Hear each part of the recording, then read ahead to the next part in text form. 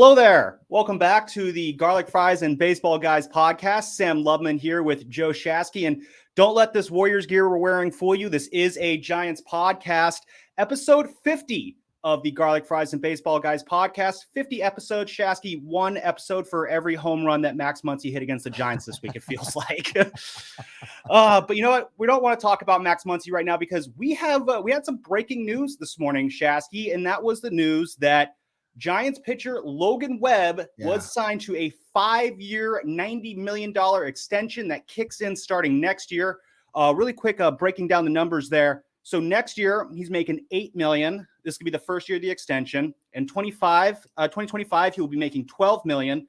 In 2026, he's going to make $23 million. 2027, another $23 million. And then in 2028, he will be making $24 million. Now, we've all been saying, Farhan, sign someone long-term. Finally, get someone to build around. Well, the Giants have a guy who they can build around now. This is the first time that Farhan has given out a contract that goes longer than 3 years. Shasky, what were your initial reactions when you saw this break about Logan Webb? I mean, so many thoughts. Number one, I'm so thankful that Logan Webb wants to stay here. We can argue about whether he's an ace, whether he's a great number two, whether, you think he's elite or just very good, or maybe a victim of not getting enough run support. We can argue about that. This is a guy I want to keep. Like, let's take a step back. Homegrown guy from Sacramento through the Giants farm system, pitched his A off in 2021, was dominant in the postseason. I want to keep this guy. Now, I think it's great value. You look at what free agents are getting on the market when they hit free agency, somewhere between 25 and 35 million based on their track record, if they're good to great.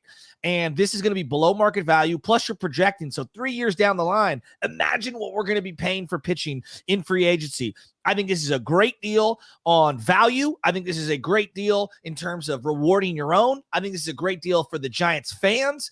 And I really don't see the downside. Now, is there risk when you sign a pitcher? Of course there is. Do I wish they had other guys in the rotation? Of course I do. But man, I am happy that Logan Webb is going to be a Giant that I can buy a jersey of and root for a long time. Yeah, there's two things I kind of want to say. I want to go back on there. One is, I do agree. This is a very team-friendly deal. It's crazy to think that $90 million is now considered team-friendly, but that's just where baseball is these days. But yeah, the next couple of years where the Giants have some money on the books, Logan Webb's contract is not going to be really taking up a whole lot of space. So it does give the Giants some room to work with this offseason to pursue any big-time free agent pitchers, hitters, or maybe guys who pitch and hit. I wonder who that could be. And then later on down the line, next few years, Giants have barely any salary commitments beyond 2025. So those big numbers, they really fit in there as well when you're going to start hopefully seeing a lot of the Giants minor league talent really start to matriculate up to the big league level. And then the other thing you said was the risk factor. What's the big thing we've kind of ragged on Farhan for in the last few months? He's not really taking risks. The Giants have been very, very risk averse. They're going to go for very low risk players, very low risk, signings that can have the potential for high reward. We haven't really seen that gutsy move yet. We're trying to figure out, what's been the gutsiest move that Farhan has made. I remember I mentioned on the show one time, the way they made the Mark Melancon trade, and you kind of scoffed at it, rightfully so, because as gutsy as that trade is, if that's your gutsiest move, you're not making a lot of gutsy moves. No. I think Chris Bryant has also been mentioned in there as well. But yeah, there is a little bit of risk right now, especially with how Logan Webb has struggled a little bit to start this season. Now, there's some debate as to how legitimate those struggles are. I'm not really ready to close the book on Logan Webb yet. I still think he has potential to be a very good pitcher for this team. But it is nice to see Farhan finally breaking out and making that long-term commitment to a player, really giving this team someone to build this organization around. Because as we've said, the Giants have always been known for their star players. And this kind of gives the Giants a chance to have a star on their team that fans can really like. Factor in the fact that he's a local kid. And I think it sets up very well for the Giants going forward. This is less, I mean, if you look at it, you're looking at almost the exact same deal that Jeff Samardzija got, and this is going back, 6 years ago? Yeah, 2016. So think about that, Giants fans. Like, think of what you paid, and you could say that was a bad deal, but like, that's market value. That was market value at that time for Jeff Samardzija, a 3-4 starter, to be a free agent. It was 5 years, $90 million. So locking up one of your own, I love this deal. The other part of this is that I think he will age gracefully. He's a sinker baller. He's not a guy that relies on 100 miles per hour. He's a guy that's going to hit a lot of ground balls, or at least try to get a lot of ground ball contact. I think he works well within the confines of the division, of the ballpark. And I think he's one of the great competitors that the Giants have had over the last 5 years on this team. Buster Posey is obviously going to be at the top of that list. But in terms of pitcher grinders, he just fits everything I'm looking for when I give someone a contract. I'm not worried about his work ethic or his desire to be great dropping off. And I think that's a big element of free agency that you just can't understand. This is a guy who's been in the building. I know what his makeup is. Like, there's no like getting around it. He also hasn't had any arm trouble. So knock on wood. I mean, anyone could get hurt, but when you're a low to mid 90s guy with sync, I'm projecting you're going to have a long career. I agree with you. And first, it's funny you mentioned the market value really quick. 5 years, $90 million. That's what the Giants gave Jeff Samardzija in 2016. It's also the same years in value the Giants gave Barry Bonds after he hit 73 home runs. So again, this is where the money is. I know that's where the money is right now. But I want to talk to you just about how he can age gracefully. He's been in here. He's been setting the tone as far as work ethic. I had a chat with Logan Webb towards the end of last year. And one of the things I kind of asked him about was just how he's viewed as a leader. I did go around the clubhouse and I would ask guys, who are the leaders here in this clubhouse? And, Brandon Crawford was mentioned. Mike Yastrzemski was mentioned. Logan Webb was the only guy under the age of 30 who was mentioned as a team leader. So as far as kind of setting the tone, I kind of asked him, what's it like for you to be considered as a team leader on this team? And this is what he had to say. It's something I've really tried to I don't think I'll ever be somewhat of a really vocal guy, but I want to be. It was important for us as we had our exit meetings last year and everything, and we talked about me kind of making that jump to be a leader, and I really want to be able to say I'd like to be a leader on this team, and it is cool that I have guys that have been saying that, and I think it's I think the most important thing I've learned from the leaders that I've been able to be around is that, you show up every day and do you come to work every day. It's not pick your day. You can't just pick and choose the days you want to come in and work. It's every day you come in and you put your work in and try to pick the guys up when they need it and do little things. And it's been fun for me to try to, kind of learn how to do that and watch other guys do it and maybe kind of take that role on.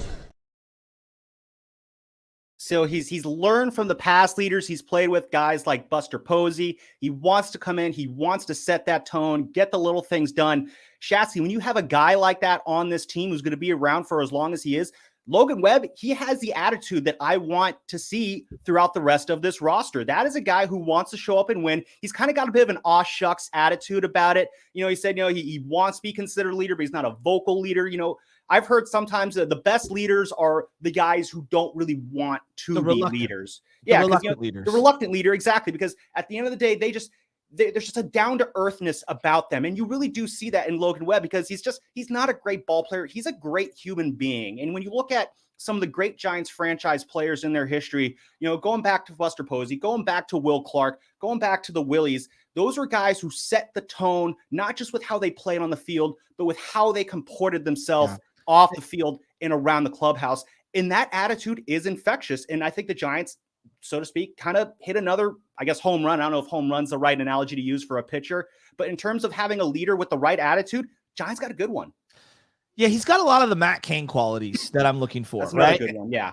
He's got a lot of the Matt Cain qualities. I think he's competitive as all hell, holds himself accountable, feels like a stand-up guy, feels like a grinder type of a guy.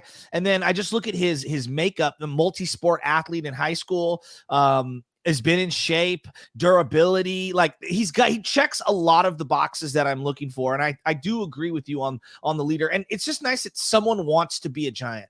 A lifer Giant. I think that's a very good way to put it too.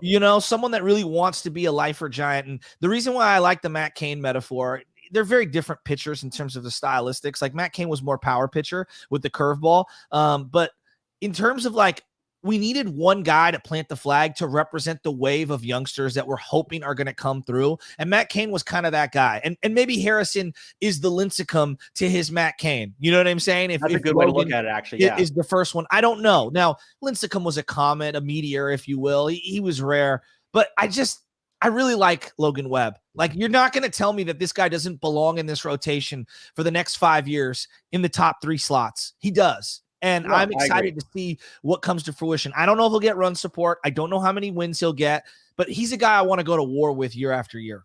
Yeah, and I know you mentioned he could be kind of the Matt Cain to Kyle Harrison's Tim Lincecum. I do like that comp there. But again, I think the big thing is the Giants, again, they have their star, so to speak.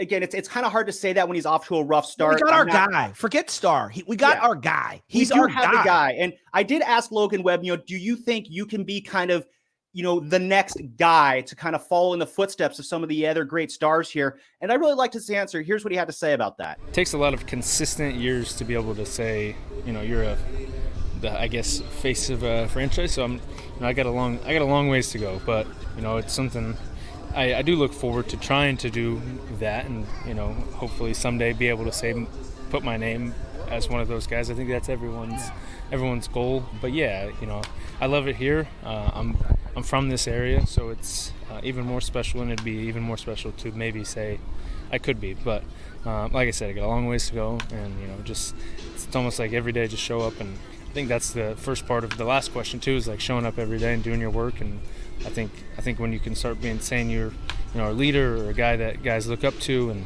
I think that's important, and that kind of leads to some of the other stuff. Exactly. You really kind of see the humility in there as well. And that's why I'm so excited about this guy. I'm so excited about this signing. I'm so excited that we're having, I feel like, tangible progress towards the future now. We ask, what's the vision of this team? What is the direction? Well, we have our heading now. Logan Webb is kind of like the heading. He's the direction. He's the guy we're going to follow in behind. Will he be the best Giant on the next great Giant team? I don't know. Matt Cain, he wasn't the best Giant on the next great Giants team when he showed up. That was guys like Buster Posey or Tim Lincecum. But so to speak, I think to put a final bow on this, the Giants have a guy who they can now look to and say, you know what? That's the jersey you can get. That's the guy you can rally behind. That's the guy you can trust. And yeah, I think he really fits this organizational ethos. And I'm just very excited about this. I'm very excited to have Logan Webb locked in, because he is a guy who, if the Giants did not hold on to him, or if things had went south with him, it would have been so demoralizing. I know. He's a great building block, and that's the way I would put it. I don't know if he's one of the foundational pillars. Time will tell. But it's a great building block, and I'm glad that we have him. And I'm glad he rides and dies with the Giants, man. I mean, this is a Sacramento boy, came up through your system, and you want to reward those guys. This is the template when you draft someone like him. Like, this is what you're looking for, to buy out arbitration years and give him a nice contract. So congratulations to Logan Webb. I'm happy 62 is going to be in a Giants uniform for the foreseeable future. Yeah, he'll have plenty of money to go sit courtside at Kings games going forward. I guess that's the one flaw, is he has to be a Kings fan and not a Warrior fan. You know what? Rep